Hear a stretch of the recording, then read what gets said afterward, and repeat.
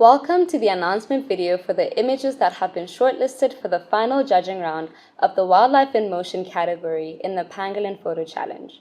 My name is Pusetso Nteta, and along with my fellow professional wildlife photographers, Federico Veronesi and Trey Anfield, we have the honor of picking the top images from this incredible selection.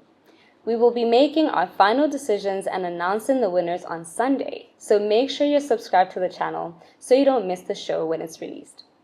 If you would like to know more about how to enter this year's photo challenge, I will leave a link in the description below. Entry is free, and it's a great way to showcase your wildlife photography. There are lots of prizes to be won, and you can even win a safari just by entering an image. Finally, we would love to see if you agree with our choices, so please tell us in the comments below which one you think should take the top honors in this category.